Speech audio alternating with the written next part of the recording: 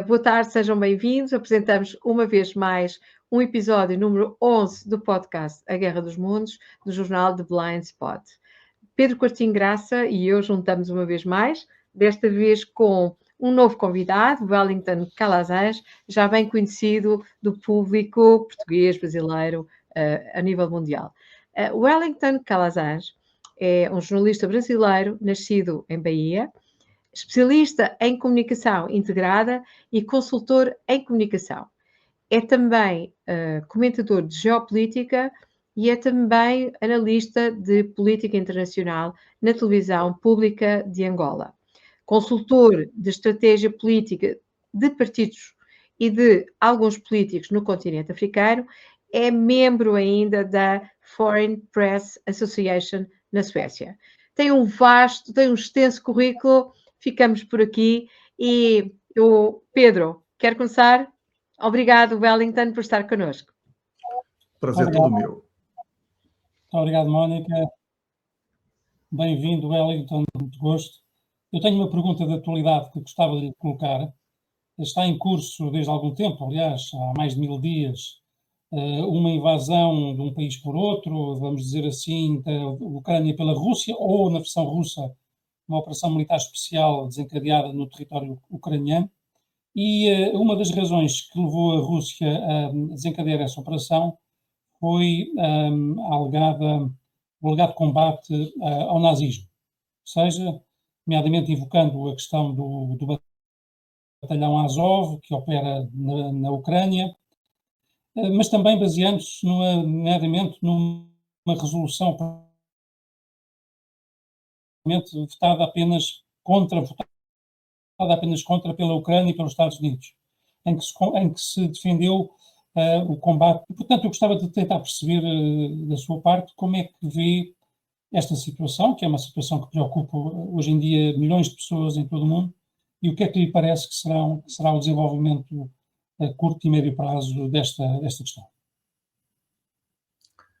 Antes de tudo, eu quero agradecer a Mônica pelo convite, a você, Pedro, pela pergunta e também a oportunidade de estar aqui falando com o público de vocês. É uma honra e quero deixar muito claro desde esse primeiro contato que não vai ser o único. Eu estou à disposição para que possamos conversar sempre que necessário, sempre que possível. Tenho um grande respeito pelo trabalho que vocês iniciaram e tenho admiração por todos que agora passaram a perceber a importância da geopolítica para a composição de um mundo melhor. E tenho certeza que esse é o propósito de vocês no trabalho, pelo que eu acompanhei até aqui. É mesmo, e não nos vamos esquecer, Isso é importante. Promessa vai ser cumprida. Eu agradeço pela pergunta, Pedro. Eu gostaria de dizer que numa guerra, e eu tive, assim, profissionalmente, a sorte, né, de ter trabalhado numa guerra, mas assim, a tristeza pelo evento, né, que uma guerra é sempre triste. E quando falamos sobre guerra, nós temos que entender que todos mentem de lado a lado. E, obviamente, que é uma operação militar especial da Rússia, porque se declarasse guerra, isso iria abrir uma série de outras questões restritivas, ainda mais restritivas ao que a Rússia já vem sofrendo. São mais de 28 mil sanções agora, todas elas sem resultado nenhum na prática, mas eu quero deixar muito claro para o seu público que eu, ainda que alguns falem que a Rússia invadiu a Ucrânia, eu vejo a Rússia como a grande vítima de uma ação da NATO em solo ucraniano contra a Rússia. Eu fiz toda a avaliação desde o golpe em 2013 na Ucrânia, como aquilo se deu, a construção do caos político, a chegada de Zelensky ao poder, as declarações de autoridades norte-americanas que declaradamente teriam escolhido aleatoriamente uma pessoa para que cumprisse uma agenda, e essa pessoa foi o Volodymyr Zelensky. Poderia ter sido qualquer um outro, iria cumprir esta agenda que a Ucrânia está cumprindo.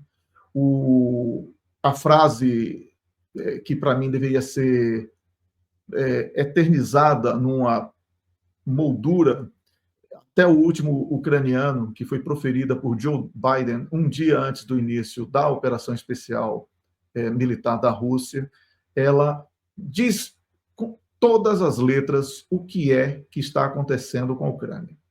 O ucraniano foi escolhido para ser carne moída da NATO numa guerra por procuração que objetivava dividir a Rússia em 17 estados frágeis que seriam divididos entre os países europeus e os Estados Unidos da América numa rapinagem. O plano falhou porque eles não combinaram com os russos. Uma expressão que foi usada por Garrincha quando era jogador de futebol e que o treinador, depois de passar todas as instruções no momentos antes de iniciar a partida, Garrincha levantou a mão humildemente e perguntou: o senhor combinou com os russos? Para que aquele plano todo desse certo, né? Então, faltou a mesma coisa, combinar com os russos. E a Rússia é um país facilmente integrado na sua população, porque é um país que nunca perdeu, quer dizer, já perdeu uma guerra ali para o Japão, mas isso nem conta. Em território russo não há histórico de derrota, né? E eu vejo que Vladimir Putin conseguiu despertar no povo russo um sentimento de nacionalidade que é muito forte e, por isso, o resultado positivo na guerra até aqui.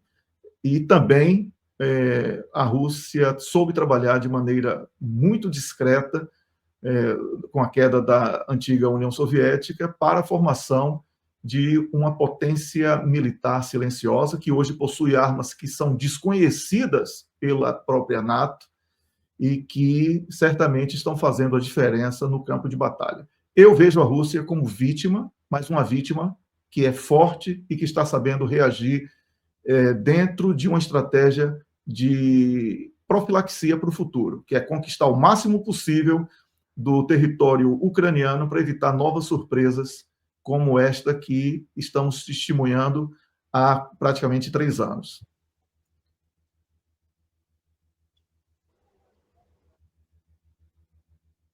Muito bem, muito obrigado. Mudando desde já o continente, e portanto passando agora do continente europeu para o Brasil, mas também para outro, não é continente, mas é outra ilha próximo do continente europeu. Refiro-me em concreto, por um lado, ao Brasil, por outro lado, ao Reino Unido. Quer no Brasil, quer no Reino Unido, nós temos deparado nos últimos meses naquilo que se pode claramente designar como sendo a instauração de uma censura, ou o crescimento de atividades de censura, em concreto, censura às redes sociais. Não apenas às redes sociais, mas muito fundamentalmente às redes sociais. Completamente diferentes, o Reino Unido e o Brasil, mas esta tónica e esta tendência de censura que se tem agravado bastante nos últimos tempos está completamente comum nestes dois países. Como jornalista e como ativista da análise crítica, como é que vê, no fundo, esta situação? O que é que lhe parece que está a suceder? Quais são os acontecimentos que reputa de mais preocupantes e qual será a tendência que está a perspectivar relativamente a esta atividade de censura? Olha, se for fazer um paralelo, como você solicitou, Pedro, entre o Reino Unido e o Brasil, eu vou ter que... eu vou parecer imparcial, né? Perdão, parcial, porque eu vou ter que puxar a brasa para o Brasil, porque o Brasil não é dono de rede social nenhuma. O Brasil não tem o domínio de rede social nenhuma. O Brasil é um usuário de rede social de outros países, não é? E se eu for falar sobre censura, eu tenho que falar somente sobre o Reino Unido, porque é um país que participa da estrutura que essas redes sociais internacionais, com propósitos visivelmente globalistas, atuam.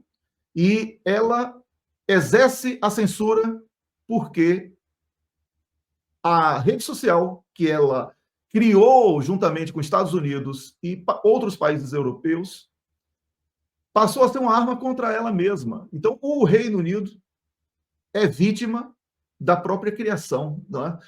E, na verdade, todo o Ocidente, se formos observar, as primaveras que nós vimos acontecer em diferentes países, elas foram a atuação dessas redes sociais contra países vulneráveis. O Brasil sofreu uma primavera em 2013 e poucas pessoas falam dessa maneira, mas foi uma primavera. Começou com uma mentira de 20 centavos, mas é tão complexo esse problema do Brasil, porque o Brasil é um país invadido por dentro e por fora. O Brasil está com todas as instituições ocupadas por pessoas totalmente rendidas ao neoliberalismo estrangeiro e que trabalham dentro das instituições brasileiras contra o Brasil e contra o brasileiro. Isso é uma coisa muito delicada. Então é muito complexo explicar o Brasil só numa live, né? O Brasil, sai Lula, entra Bolsonaro, sai Bolsonaro, volta Lula, um é preso, o outro é solto, vai prender um, vai soltar o outro. E enquanto isso está acontecendo, a riqueza do Brasil está sendo completamente explorada sem nenhum benefício para o povo brasileiro ou para o país. Então, daí, falar sobre a censura das redes sociais do Brasil, a rede social X do Elon Musk, que foi censurada no período pré-eleitoral municipal, foi estrategicamente tirada do ar, porque nas eleições municipais, Jair Bolsonaro e seu grupo não poderiam, né, ele e o grupo não poderiam ter muitos votos para não enfraquecer a máquina de corrupção que está em vigor. Esta é a realidade sobre o Brasil. A censura do Brasil foi conivência com o atual regime em vigor, que atende demandas do Partido Democrata dos Estados Unidos da América. Por isso houve a censura ao X. Terminou as eleições, acabou a censura. Até porque os patrões de PT ou Bolsonaro são os mesmos, são os norte-americanos. A questão é que dentro dos Estados Unidos existe uma falsa disputa também entre democratas e republicanos, que são outros atores, né, que fingem que são oposição e trabalham da mesma maneira. O mundo está precisando de uma revisão política de presença verdadeiramente democrática. Mas no Reino Unido, estamos falando de um país falido. O Reino Unido está falido. E o Reino Unido precisa censurar, porque se o povo pensar, vai cair o rei, vai cair. Primeiro-ministro pode cair outra vez, tem uma procuração pública com 3 milhões de assinaturas para que ele caia. Foi eleito há pouco mais de 5 meses, 6 meses, e já existem 3 milhões de assinaturas pedindo para que ele caia. Não é? Então, o Reino Unido está quebrado financeiramente. Censura para quem está no poder é escudo, é defesa. Então, é diferente a censura do Reino Unido da do Brasil. O do Brasil é para manter o país como colônia dos Estados Unidos da América e outros grupos estratégicos internacionais. França, Reino Unido e um pouco da Alemanha em especial, mas não apenas esses. Mas principalmente Estados Unidos da América. E evitar a todo custo uma forte presença a despeito de ser membro do bloco BRICS, e o Brasil é o maior cancro dentro do BRICS hoje. O Brasil é um traidor do bloco BRICS, né?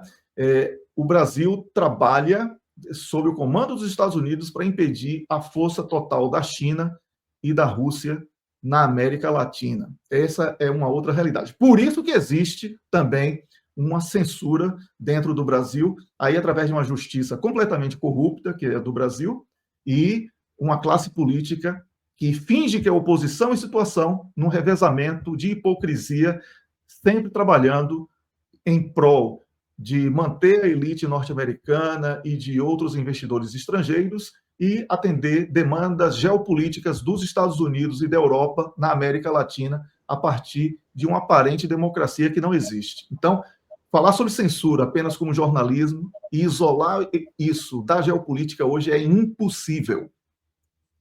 Geopolítica está presente em tudo. Wellington, eu para resumir, espero ser... Desculpa, Pedro, para resumir aquilo que acaba de dizer, eu diria que, no fundo, após a Segunda Guerra Mundial, o neocolonialismo, e como todos nós estudamos, não é? Quem estuda geopolítica estuda isto. Não se pode dizer muitas vezes, mas o neocolonialismo foi o novo rosto do antigo colonialismo, em que, e este neocolonialismo foi disputado pelo primeiro mundo e pelo segundo mundo. Dois mundos onde, reconhecidamente, os Estados diretores seriam Estados Unidos e União Soviética, sendo que em ambos os países, mas isto já são outras conversas, não são conversas um pouco proibidas e da geopolítica da qual não se pode falar ainda, mas na realidade os países estavam capturados pelos financiamentos globais internacionalistas, não é verdade? É Sem isso. dúvida. Estou a interpretar Olha, bem o que está a dizer, não é? Pedro, quem desculpa. facilitou a queda da antiga União Soviética foi um presidente infiltrado, não é? Que, inclusive, quando morreu, não recebeu nenhum tipo de homenagem. Foi lá. Então, Wellington, sim. são muito poucas as vezes que é referido uma célebre reunião do Clube de Roma, em que, na qual o Gorbachev também faz parte da delegação russa, um Gorbachev mais jovem, e em que é determinado que a União Soviética vai acabar. Quer dizer, quase não se vê falar disto, não é? Na verdade. Exatamente. Exatamente. E o Vladimir Putin chegou ao poder mentindo, né, de que iria dar continuidade a este tipo de política de destruição do que sobrou da antiga União Soviética, que era a própria Rússia. E depois, né, inteligente que é, reuniu a elite financeira russa e preparou um contragolpe nacionalista que aí chegamos aos dias de hoje, com uma Rússia que trabalhou para desvalorizar a sua empresa de petróleo, para depois comprar de volta, desvalorizou todas as suas empresas e a sua economia para não se tornar interessante para os especuladores estrangeiros, para ter total domínio sobre suas próprias riquezas, e hoje temos uma potência que surpreende, que emerge, mas com uma causa muito justa, que é a defesa da sua própria soberania. Então, pois não, Mônica. Eu aí ainda estou cética. Tenho voltado a ouvir o Jeffrey Sachs, que mais recentemente tem discutido sobre como aconteceu esta crise, ou seja, a montante, não é? Desde a queda do Muro de Berlim e o desabar da União Soviética, como é que as coisas passaram. O próprio professor Mearsheimer também já foi bastante elucidativo de tudo aquilo que aconteceu após o Muro de Berlim, mas quer dizer, tudo isso foi cozinhado no Clube de Roma e é algo do qual não se fala. Portanto, eu sou cética relativamente ao Putin, porque eu não conheço a origem do financiamento de Vladimir Putin. Eu penso que, muito provavelmente, estará por trás também fundos transnacionais, que são os mesmos que estão por trás do Banco Mundial, do FMI e de toda a arquitetura financeira internacional saída do pós da Segunda Guerra Mundial. Não sei se concordará comigo. Bem, eu acredito que não podemos aqui ignorar que Vladimir Putin é uma pessoa que atuou na inteligência num momento crítico da Alemanha, não é? E que certamente sabe lidar muito bem com este equilíbrio de forças. E o Fundo Monetário Internacional, o Banco Mundial e outros organismos estrangeiros, eles não vão deixar de existir por causa de uma guerra da Rússia. Ciente disso, eu acredito que o Vladimir Putin, não como coautor ou célula deles, esteja no poder da Rússia para atender demandas deles. Por quê? Qual a economia hoje que mais cresce na Europa? É a economia russa. A guerra foi preparada para quê? Para destruir a Rússia. BlackRock investiu pesadíssimo na Ucrânia para ter lucros absurdos, está tendo prejuízos enormes que estão produzindo todo esse desespero de busca de terceira guerra mundial agora, exatamente porque os resultados não são os esperados. Então, ignorar que Vladimir Putin está peitando uma estrutura gigantesca e, mesmo assim, dialogando com todas elas, é ignorar a capacidade diplomática dele. E ele, como agente de segurança do serviço secreto russo, sabe como poucos com quem ele tem que falar. Então, eu vejo Vladimir Putin muito mais como um nacionalista que não quer isolar o seu país e sabe da importância de dialogar com todos. Observe que ele sempre deixa uma janela aberta para o diálogo, mesmo com a Ucrânia, não com Volodymyr Zelensky, diante de todo o desgaste que o próprio Volodymyr Zelensky produziu, né? Mas ele sempre deixou uma porta para o diálogo com a Ucrânia, com Joe Biden, agora com Donald Trump. Chegou a declarar voto a Kamala Harris, claro que num tom jacoso, mas não deixa de ser uma jogada muito inteligente, de confusão na interpretação do que ele pensa. E temos aí um povo russo que está feliz. Então, se o povo russo está feliz, a economia está crescendo, as relações comerciais da Rússia estão voltadas para a China, Índia, Irão, né? Porque vocês são de Portugal, vocês falam Irão, no Brasil nós falamos Irã. Eu não posso ver o Vladimir Putin como uma célula que está jogando. Eu vejo que ele não quer promover a cubanização da Rússia, o isolamento completo da Rússia. Ele quer uma Rússia capaz de dialogar com todos. Portanto, que há 15 dias ele recebeu uma ligação do primeiro-ministro alemão, atendeu a chamada, uma conversa de mais de 1 hora, e observamos aí que os movimentos internos da Alemanha apontam para uma reabertura, isso também é uma causa de muita preocupação dos Estados Unidos da América, de parceria entre, não vou dizer direta, entre Rússia e Alemanha, mas com a China correndo por fora como um elo perfeito, que dá o álibi perfeito à Alemanha e também dá a resposta positiva tanto às pretensões russas como alemãs, num jogo complicado que a Alemanha, que é motor da União Europeia, tem que se sair da União Europeia individualmente para salvar a Europa, porque foi a partir da Alemanha que a Europa mergulhou nesse caos. E porque a Alemanha concordou com os Estados Unidos neste mergulho na piscina vazia chamada Ucrânia.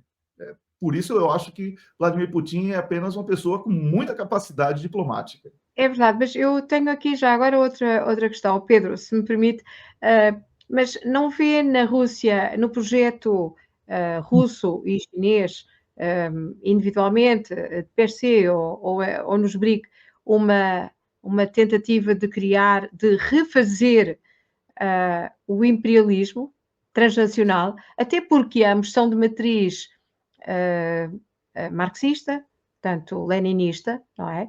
E na realidade nós vemos a expansão que ambos os países têm tido, quer no continente africano, quer no continente latino-americano, e são ambições de, como diríamos, com a linguagem antes da queda do Muro de Berlim, de vocação universal e transnacional. E nós sabemos que, ideologicamente, não é?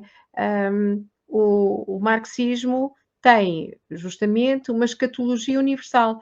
Portanto, nós estaremos a viver e a ver a ascensão de novos impérios e que acabarão por ter necessariamente o mesmo comportamento que os impérios, primeiro os europeus e depois o norte-americano. O que é que acha?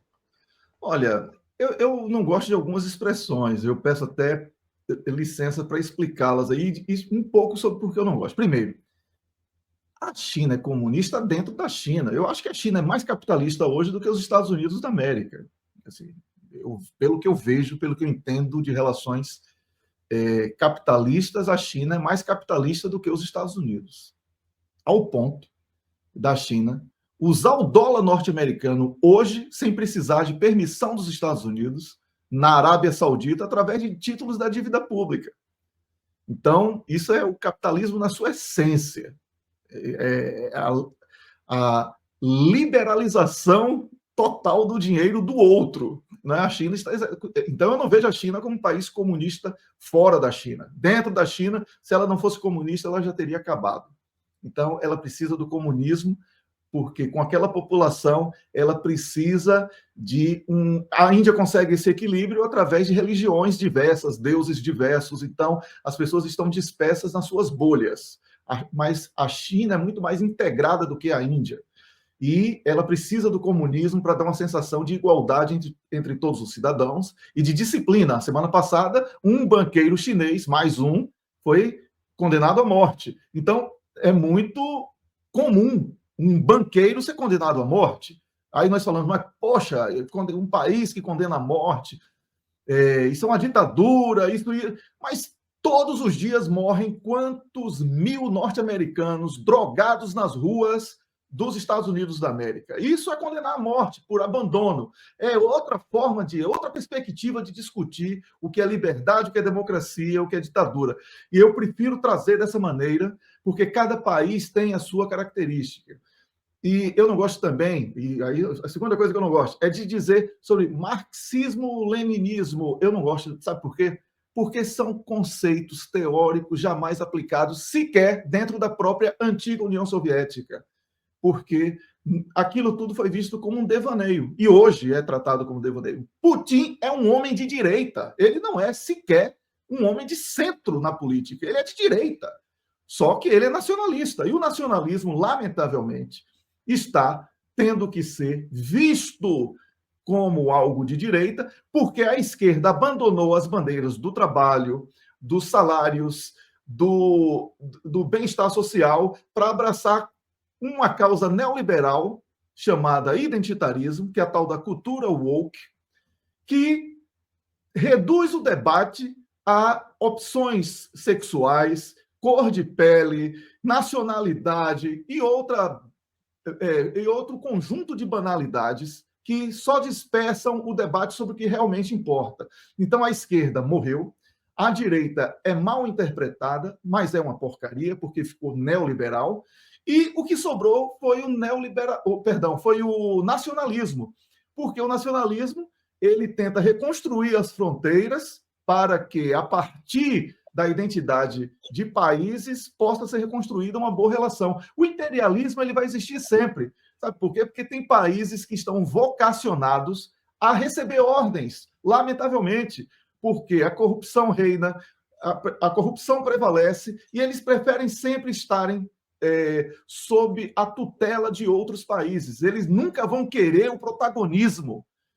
Eles vão querer sempre estar no guarda-chuva de alguém. Então, o imperialismo existe e vai existir sempre, mas ele pode ser diferente. E, para concluir, eu vou dizer uma coisa. Se eu tivesse que escolher hoje entre o imperialismo chinês e russo, e esse que eu já provei historicamente no Brasil, por exemplo, eu iria optar pelo chinês e russo, porque o Brasil é uma porcaria hoje para se viver. É um país que é o país mais rico do mundo, talvez, e tem um povo na miséria, porque o modelo norte-americano, europeu, não funcionou dentro do Brasil. Eu prefiro testar outra coisa do que repetir o erro com esses mesmos atores. Eu não tenho medo do novo, porque, como diz a música do Belchior, eternizada na voz de Elis Regina, o novo sempre vem.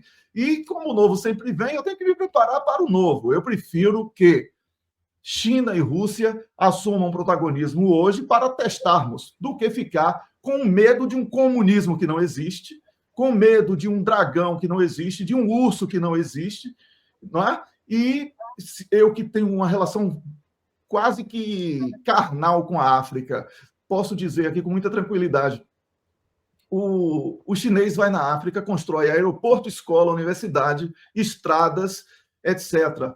Tem como garantir as riquezas, é verdade.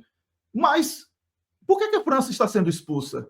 Porque só roubou o tempo todo e não deu nada em troca. Não é?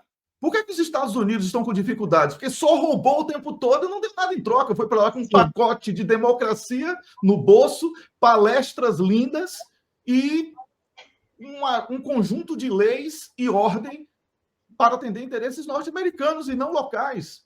Então, é verdade, Portugal foi diferente, é verdade. Portugal foi diferente. Então, eu prefiro testar o novo. E estou vendo esse reflexo positivo na nacionalização do ouro ali na República Centro-Africana e de outros países ali da região.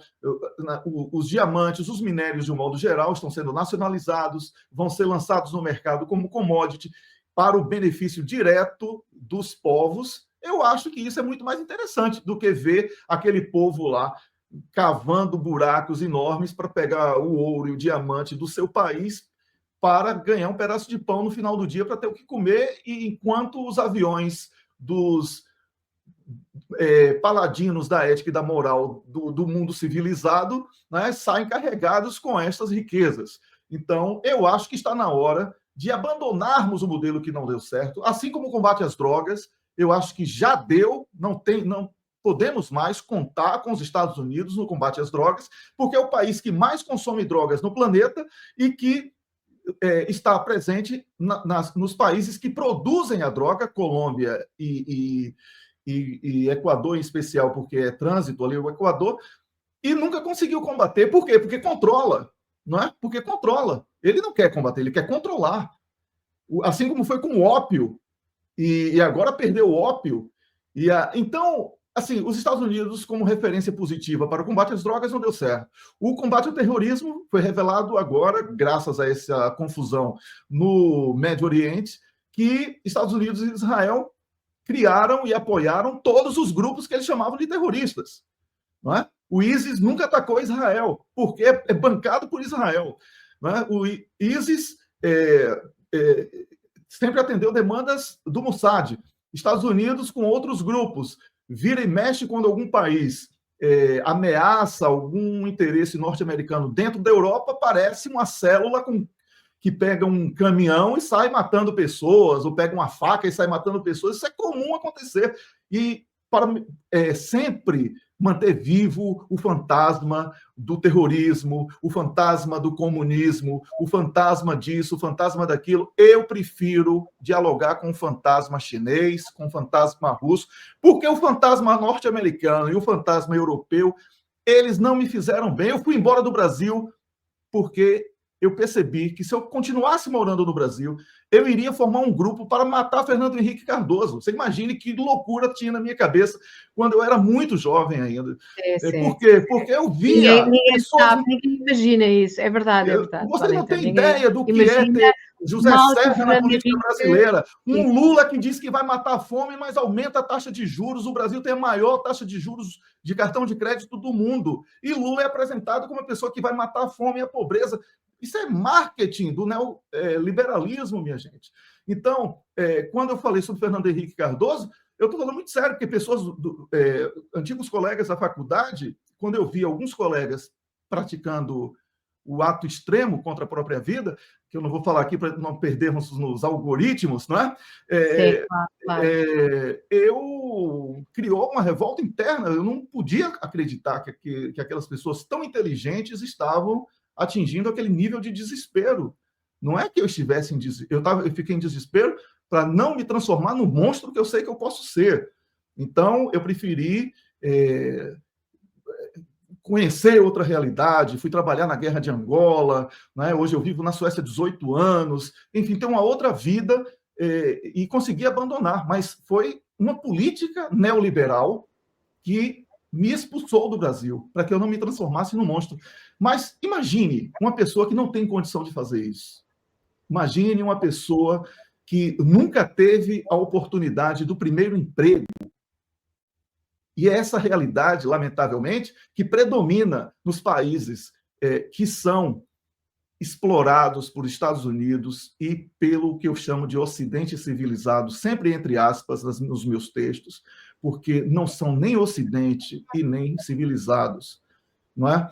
Observe que até mesmo no mapa da guerra de Putin nuclear, Portugal, Itália e Espanha estão livres, porque eles têm respeito muito grande pelo verdadeiro cristianismo que existe nesses países, pelo verdadeiro espírito latino que existe nesses países. Sim, então, sim. Vocês estão seguros. E não falem muito mal da Rússia, não. Deixe isso para esses políticos aí de Portugal que estão atendendo às mesmas demandas de políticos suecos, políticos holandeses, políticos alemães, porque eles pegaram o dinheiro dos seus países e aplicaram na Bolsa de Valores e estão com medo do povo descobrir a verdade. Mas a verdade é essa, Wellington. Eu prefiro, em vez de falar de países, eu prefiro falar em elites transnacionais que acabaram por, transnacionais, não é? Que acabaram por trair todas as elites nacionais a que pertenciam.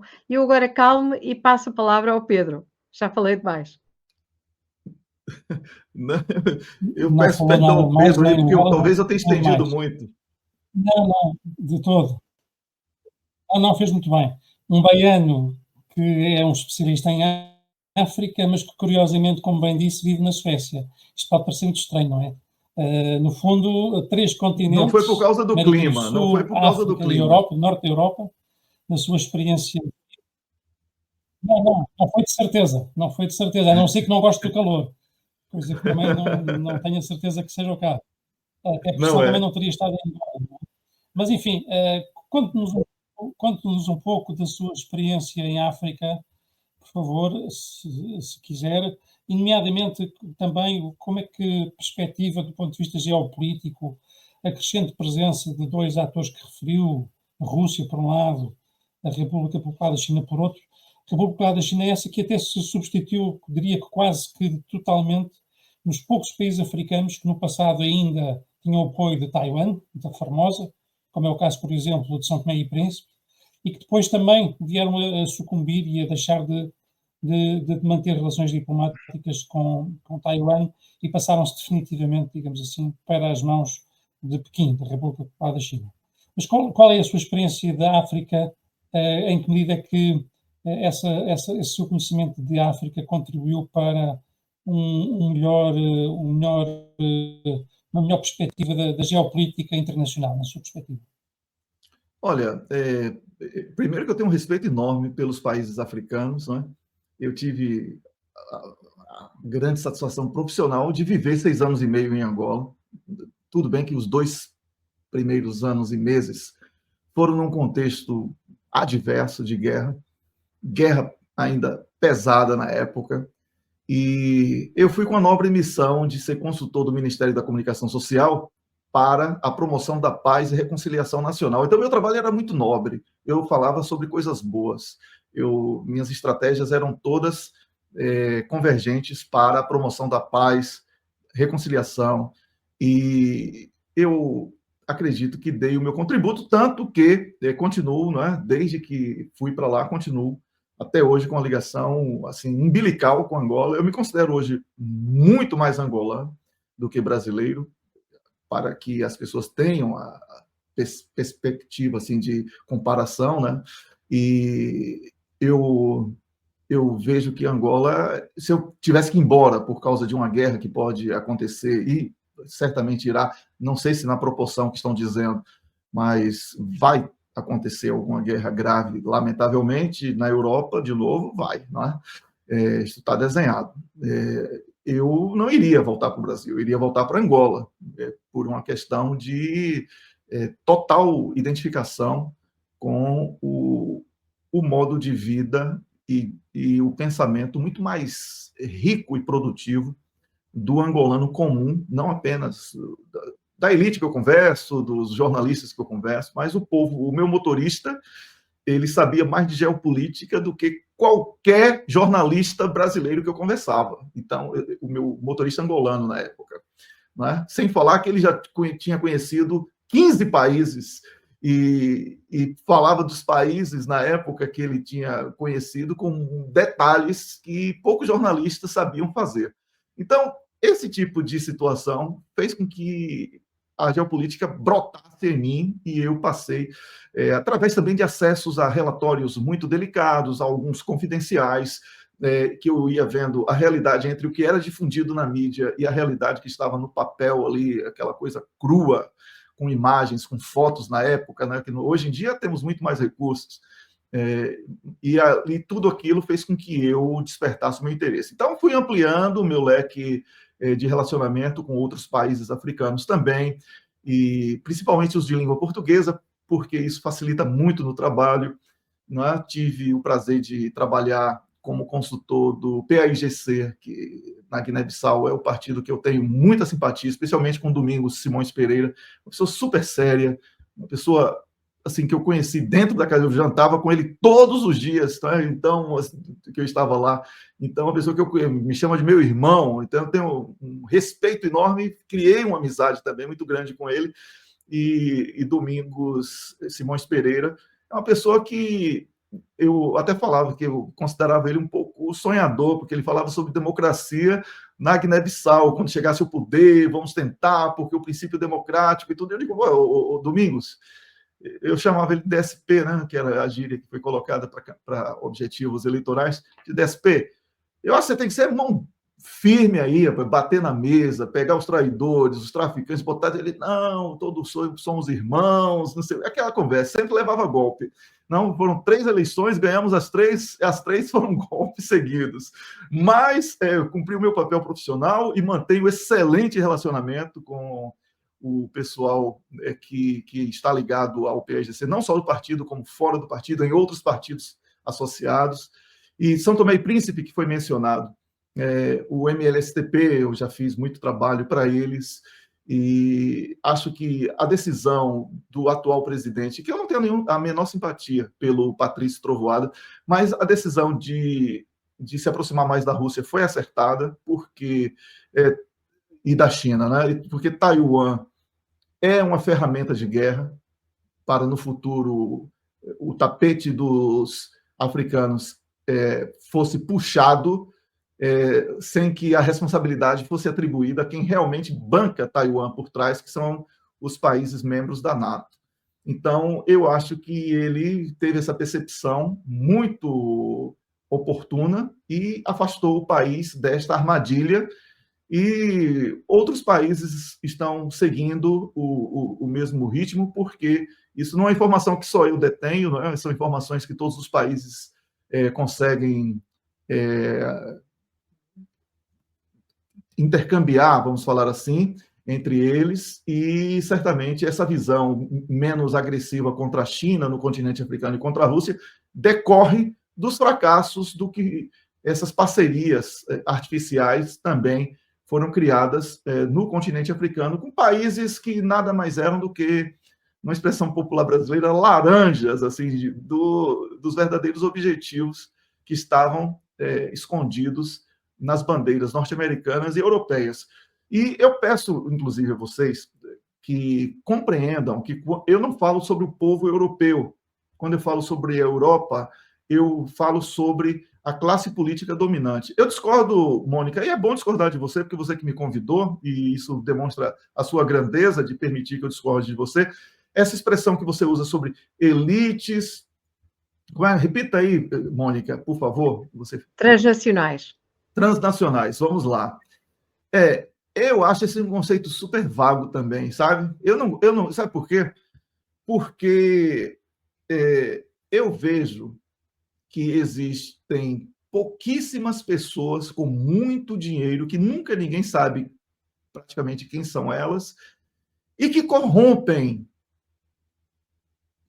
políticos e banqueiros dos países para facilitar um trabalho de agenda que começa na propaganda e passa por outras questões. Estamos de acordo, porque as elites transnacionais são... Perdão, as elites transnacionais são justamente as compradas.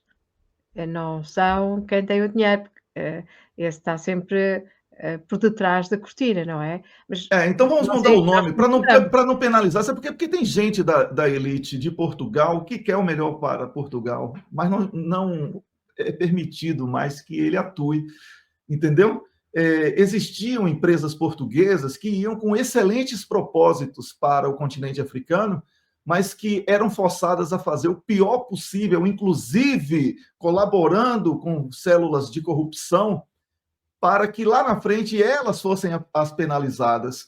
E isso tudo, lamentavelmente, é negligenciado. E quando nós falamos sobre elites e falamos que são elites dos países, nós estamos punindo toda uma elite. Elite é elite, só existe uma. Quem é bandido se vende, é bandido que se vendeu. Vamos dar o nome certo. Por isso que eu não falo termos acadêmicos e diplomáticos nos meus comentários, porque eu quero que qualquer pessoa entenda a geopolítica como uma coisa acessível, palatável, que não é de uma elite, entendeu agora? Que é de todos. É por isso que eu percebo. é por isso que eu facilito a minha comunicação, eu não complico minha comunicação, para não dar possibilidade de dupla interpretação sobre a mensagem que eu quero emitir. Se existe uma elite que não está dentro desse esquema internacional que você mencionou, e que existe, não é? A mesma elite dos remédios, das vacinas, dos commodities, essa mesma elite está aí, não é? Ela está aí. Aquela que eu brincando chamo ela de van der Leyen, por exemplo.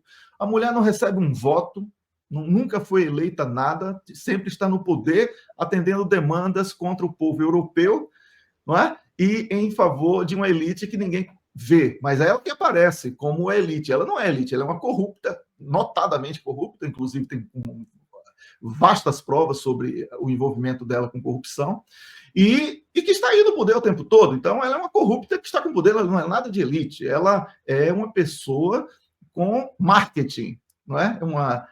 Uma bandida com marketing, e outros, não é, que aparecem por aí e depois somem, porque cumpriram a missão.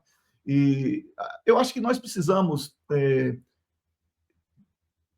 acabar com essa coisa de tratar bem quem trata os outros mal, sabe?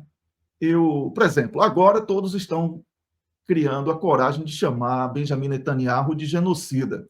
Eu chamo ele de genocida desde o dia 8 de outubro, de quando começou aquele negócio lá em Gaza. Desde o dia 8 de outubro, e com total liberdade, aí mais um elogio a Angola, total liberdade, a televisão pública de Angola nunca disse se eu posso ou se eu não posso falar absolutamente nada. Eu posso falar o que eu quiser. Nunca fui advertido, punido, isso não, eu tenho liberdade, eu tenho responsabilidade editorial, eu sei os limites de uma televisão pública, conheço os limites da comunicação, então eu vou ao limite o tempo todo para não ficar parecendo aquele almofadinha que fica lendo um livro ali na frente de uma tela, não é? Mas eu tenho liberdade editorial, coisa que lamentavelmente não existe no Brasil. E em Portugal eu conheço 2 comentadores aí em Portugal da televisão aberta que cumprem este papel, certo? Aliás, pegar nas suas próprias palavras, como vê o estado do jornalismo na atualidade e qual é a perspectiva para o futuro? A pegar mesmo nas suas palavras. Repita sua pergunta, porque entrou uma chamada que me desconcentrou. Como vê o estado do jornalismo na atualidade e o que é que perspectiva para o futuro dela? Olha,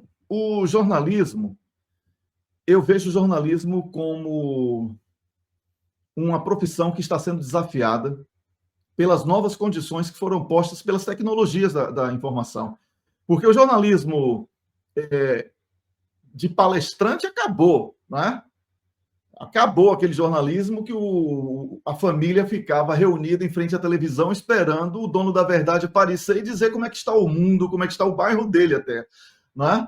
Acabou isso. Hoje em dia, o público é jornalista também. E não, se ignorarmos com essa expressão, que não vai reduzir o papel do jornalista, nós não vamos entender o que é interatividade que as novas tecnologias trouxeram. E dialogar com o público é o grande desafio do jornalismo. E isso significa também que existem 2 caminhos hoje para o jornalismo. O caminho de reforçar a censura por volume, que é produzir mais do mesmo para confundir a opinião pública, e existe o jornalismo, que é esse que vocês estão fazendo aqui, de trazer uma opinião divergente daquilo que é da imprensa mainstream. Então, cabe ao público entender e jamais comparar o que é o papel de cada um nisso. O que é que o público quer? Existe também muito cidadão que prefere o conforto das mentiras. Não é que ele acredite no que aquela televisão tradicional está falando. Ele, muitas vezes, sabe que ele está se enganando, mas ele prefere achar que aquilo é o mundo que ele tem que se adaptar, porque as pessoas estão com medo de reagir, porque a ideia de democracia falhou. As pessoas estão com medo de perder o emprego a todo instante. As pessoas estão com medo de assalto nas ruas. Até em Portugal, recentemente, e quando eu estive aí muito rapidamente, eu conversei com 3 pessoas, uma no hotel e 2 no aeroporto de Portugal, que estavam com medo de sair para as ruas, porque estão considerando as ruas agora de Lisboa extremamente perigosas e etc., coisa que não existia há 15 anos, por exemplo. Não é? Então, o jornalismo ele contribui muito para a normalização dos absurdos. E observe que quando eu falei sobre a pena de morte a um banqueiro que praticou corrupção na China, você ficou chocada aí, né, Mônica? Bem, eu não quero que ninguém morra, mas eu também não quero que ninguém seja corrupto. Já estamos habituados, a prática não é de agora. Então, existe esse contributo do jornalismo para o caos que está sendo construído. Então, se o público abandonar a ideia... Eu falei logo no início da minha fala que alguns países gostam de ter um outro como guarda-chuva, né? Naquela ideia que eu discordava sobre imperialismo. O imperialismo sempre vai... Não é? O imperialismo sempre vai existir. Da mesma maneira, cidadãos. Existem cidadãos que não nasceram para ter iniciativa. Eles nasceram para receber ordens. Lamentavelmente é assim. E eles são muitos. E por isso, esse meio de comunicação, esse órgão de comunicação tradicional mainstream, ele continua ainda importante, ainda que com um percentual cada vez menor, felizmente, não é? Exatamente porque ele já não consegue prender tantas pessoas com a narrativa falsa que eles constroem, não é? E até para o seu público aqui, eu dou a mesma dica que eu dou aos meus seguidores, assim, olha, toda vez que a imprensa estiver falando de uma maneira padronizada sobre um assunto, tenha certeza, é mentira. Depois você vai buscar a verdade. A primeira coisa que você tem que fazer é discordar. Depois você vai em busca da verdade. Foi assim com Bucha, lembra de Bucha na Ucrânia, que os russos, isso, né? Quando eu vi aquilo, o ex-primeiro-ministro de Portugal, alguém lá da Espanha, todo mundo falando a mesma frase, eu disse, isso é mentira, isso é propaganda, eu trabalho com propaganda institucional, eu sei o que é isso é mentira. E botei isso, sustentei isso na televisão. E depois veio a verdade de que tinha sido uma armação, não é? E eu fiquei muito confortável. Wellington, eu penso que tocou ao longo da nossa conversa, foi tocado justamente o aspecto principal, que é a liberdade para nós exprimirmos o que pensamos, porque nós podemos estar em campos diametralmente opostos, mas se não falarmos e se não tivermos a liberdade de, primeiro, pensar o que queremos e depois exprimir, eu penso que a verdade começa a ser posta em causa. Primeiro, o que é verdade, se existe uma verdade. Mas a questão é que a sociedade democrática foi ancorada justamente no princípio da liberdade de expressão e da liberdade de pensamento. E muitas vezes perguntam-me, mas têm convidado pessoas com ideias tão diferentes das vossas. E nós respondemos, não interessa se são diferentes, ainda bem que são diferentes, porque o testemunho, o rastro que nós queremos deixar é justamente daquilo que seria, e que eu fui habituada a pensar, o verdadeiro jornalismo de investigação e o jornalismo que é justamente podermos exprimir o que verdadeiramente pensamos, não é? Sem censura. Sim, sem censura, mas eu tenho a responsabilidade de não trazer aqui inverdades. Eu tenho a responsabilidade de respeitar os meus limites, até relacionados à minha imagem. Como alguém que comenta na televisão pública, eu devo ter essa preocupação, não é? Inclusive, quando eu falo assim, eu saí do Brasil para não matar Fernando Henrique Cardoso, pode parecer uma coisa mais polêmica. Mas uma ilustração da desespero. Frustração de ver. Eu lembro-me da época Wellington. Eu tenho, enfim, nós conhecemos muitos brasileiros, muitos portugueses no Brasil, e eu lembro-me daquilo que as pessoas exprimiam, não é? Era mesmo isso, era mesmo. Fernando Henrique Cardoso foi quem assinou a cartilha de Washington para o Brasil. Você imagine se dá para perdoar uma pessoa dessa. Não dá, não é? Foi quem lutou pelo início da destruição da Petrobras, que era o grande patrimônio. O brasileiro amava a Petrobras. Depois ele transformou a Petrobras num antro de corrupção exatamente para corroer a empresa por dentro, frustrando assim a possibilidade de termos uma empresa modelo num segmento tão importante que produziu todas as guerras dos últimos 80 anos, que é o petróleo.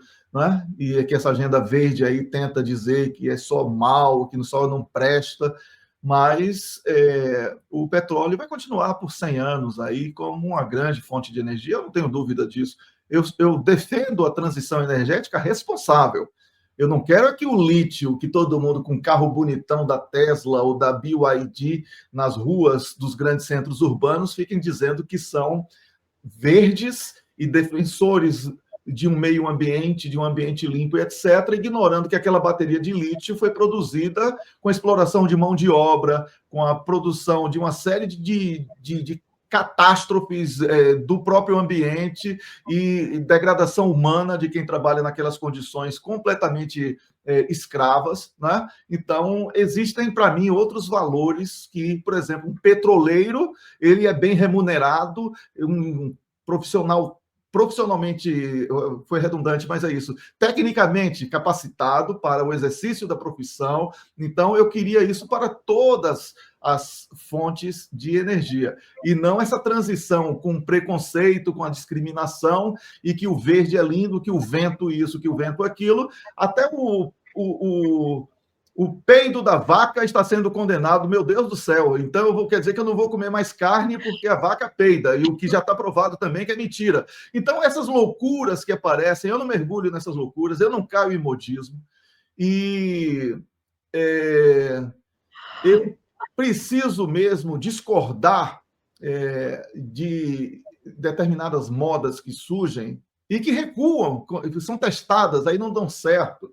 Não é? A cultura woke que eu mencionei aqui en passant, ela praticamente virou regra em vários. Agora está todo mundo, não é porque Trump está chegando ao poder, já disse que vai acabar com essa coisa dentro das Forças Armadas dos Estados Unidos. Então, o militar que estava de vestido e batom com Biden já está comprando coturno e comprando lá coisa de macho man, como diria na música lá dos Estados Unidos nos 70.